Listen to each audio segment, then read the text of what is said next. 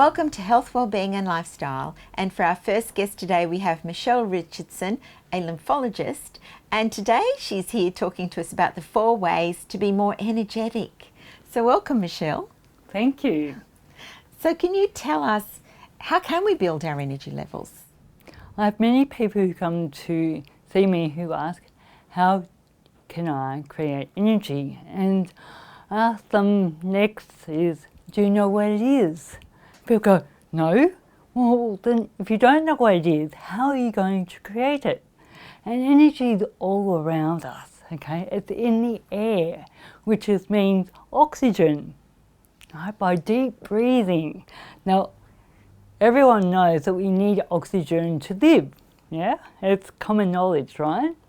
So we need to breathe deeper. And they go, I thought I did breathe deeper. I said, well, can you show me how you breathe? And they normally sit like this. And they go, okay, yeah, I can't hear you. And I go, can you stand up or sit up straighter? Ah, now you're opening your chest. And where does the oxygen have to go to? Oh, I don't know. In the bottom of your lungs. So we got to be up straight to open up our airway and our lungs and breathe into our armpits. I'm Pilates trained, so I do know a bit about how to get oxygen into the body. And then I said, and most people can't even breathe out for 2 seconds. So people at home, if they want to create just one, there's 4, remember, they want to create one way is to breathe oxygen. So deep breathing, which is into the nose, close your mouth. Right, okay, you ready? Up nice and tall. Open up the lungs. Breathe in through your nose. Close your mouth. Open your mouth like fogging a mirror.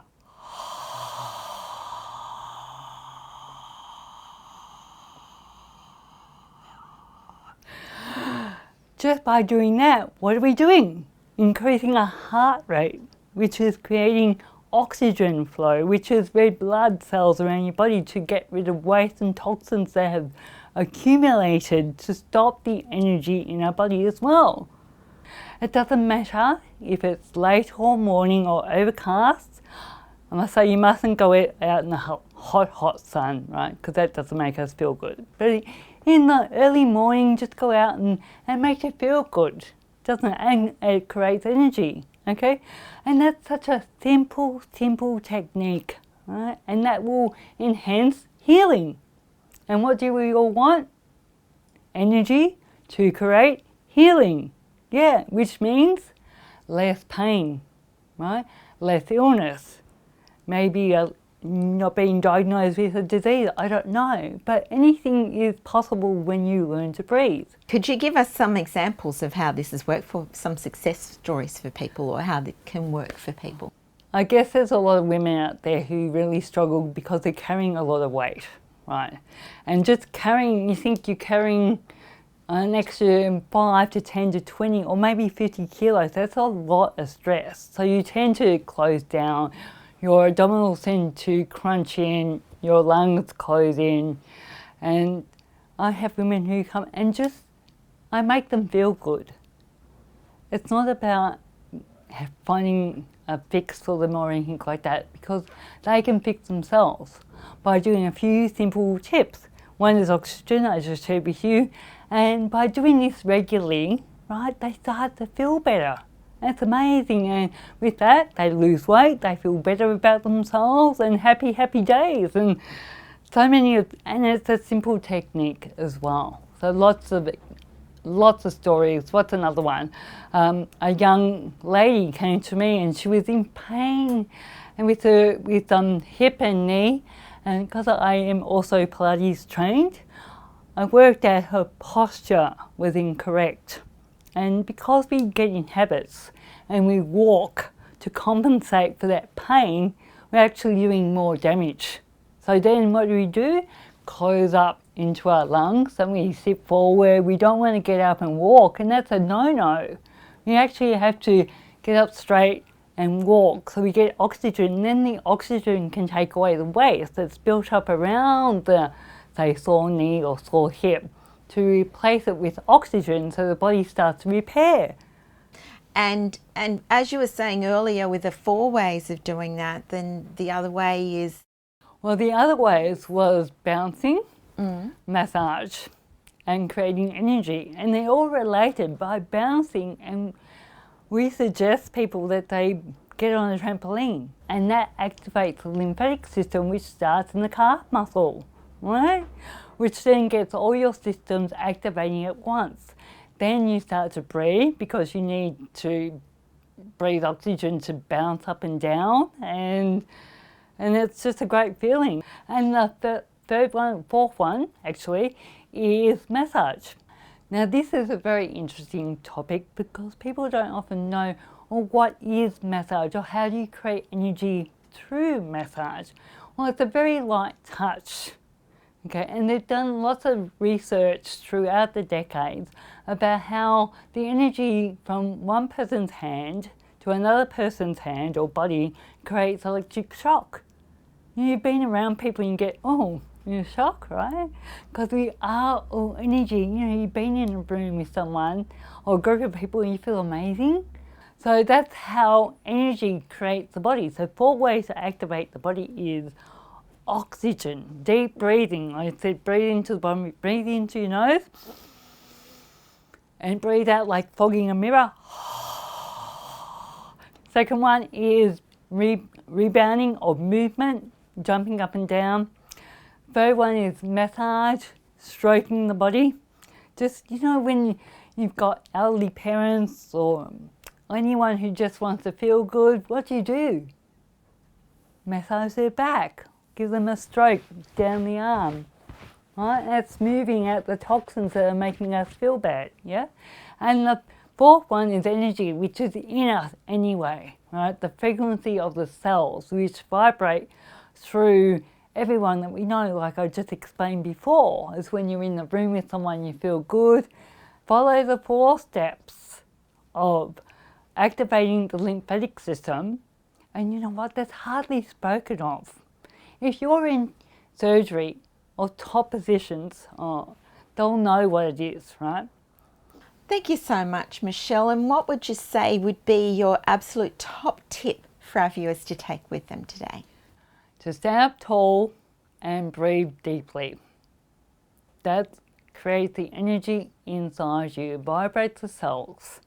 To activate all the systems, your blood system, your nervous system, it calms you down. Just to breathe. I guarantee you'll feel different the minute you go back or walk back into that room or back into that meeting, whatever situation you're in. Thank you so much, Michelle. And for more information on Michelle Richardson and 4 ways to be more energetic, then please go to her webpage on our website, healthwellbeingandlifestyle.com.au. We'll see you after the break. Stay tuned. After the break, integrative health and wellness expert Dr. Zara Chelik is talking about overcoming depression.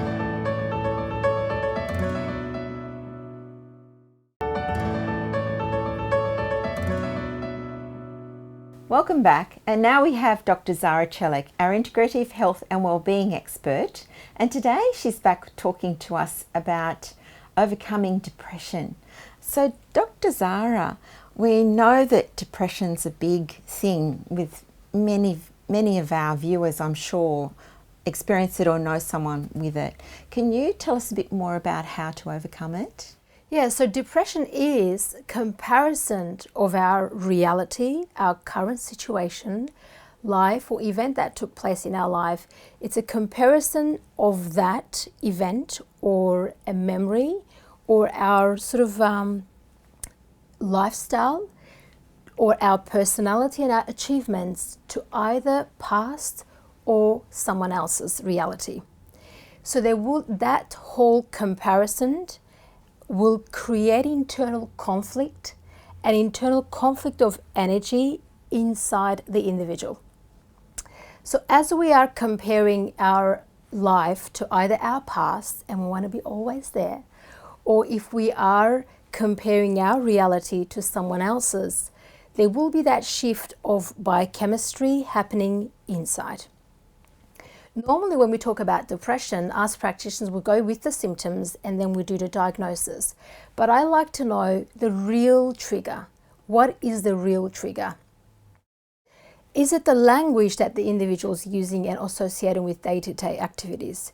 Is it the language that individuals using to describe the current reality or the situation that they're in?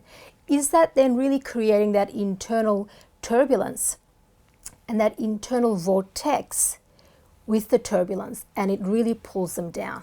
So I like our viewers to see what really is triggering that. When you say you are depressed or you know someone, pay attention to what actually they're talking about. I find particularly with this current situation globally, majority of the people that I know, and I'm sure you do too, people compare the reality of now to the past. So then they feel they are stuck. And they say, I am depressed because I'm not doing what I used to do.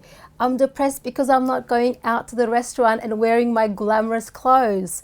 You know, language pattern, you can really see where it's coming from. So I like to see how people describe their depression. They say, I'm depressed. Well, what is really triggering that? So that is important. That's what we really need to pay attention. And as an individual ourselves, but also to those people they're saying, I am depressed, pay attention to what the trigger is. That is crucial. Then of course, when we say I'm depressed, the physiology shifts, right? The body shifts, the psychology shifts, the physiology is telling you something isn't quite right because you're creating that through the language pattern and you're automatically taking yourself to that state, to depressed state, and you want to be there. It's comfortable because you're getting some nice attention. And again, so find the trigger and use the language, then shift yourself out of that. You can do it. So anyone can really do that. Yes, the professionals, we do come in. I'm a mindset coach as well. Work with the psychologist, work with the coach, but really it comes down to the language that you use. Maybe you are seeing your professional for 45 minutes a week, right? But you are with yourself for the rest of the time. Then how do you talk to yourself? How do you shift yourself out of that state of being? So that's what I would like people to pay attention and stop comparing themselves to other people and compare their current situation to their past. And that's the key to overcoming depression. It's a huge topic, isn't it?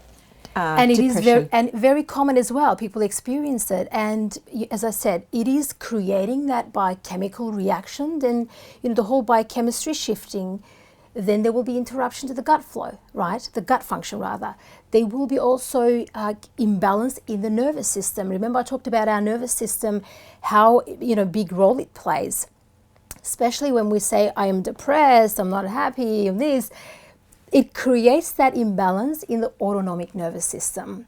So the parasympathetic nervous system is down-regulated. The sympathetic nervous system is up-regulated. We're constantly running away from something. It's the fight and flight kicking in. So what does that do?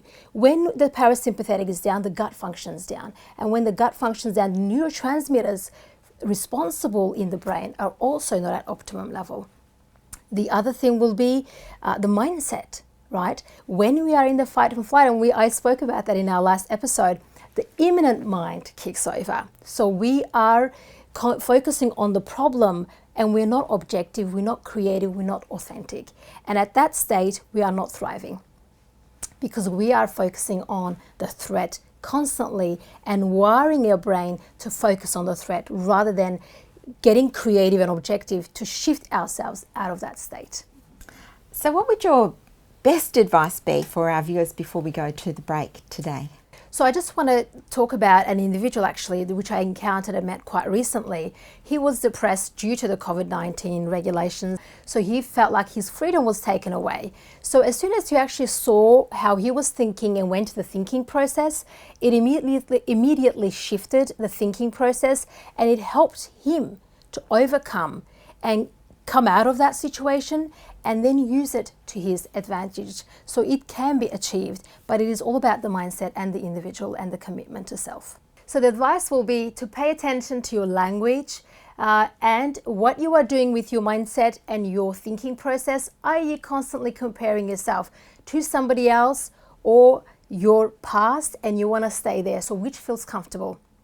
Because it is all up to you how you want to shift yourself and your life and what direction you want to go towards. Because if you choose and it is comfortable to be in that depressed state, then you will be in that state at all times. But if it doesn't feel comfortable and you want to actually snap out of it, then move towards that and take actions to move forward. Get a coach if you need to, see a psychologist, whatever works. Have a goal, and it is that goal that will get you closer to the outcome. But if you don't have any realistic outcome or any goal setting, then it is going to be challenging and it's going to be slower to get out of that depression state. Thank you, Dr. Zara. My pleasure. And for more information on Dr. Zara Chelik and overcoming depression, then please go to her webpage on our website, healthwellbeingandlifestyle.com.au. We'll go to break and be back after the break with more interviews. After the break, holistic health coach Steve Hall is talking about feeling at home. So stay tuned.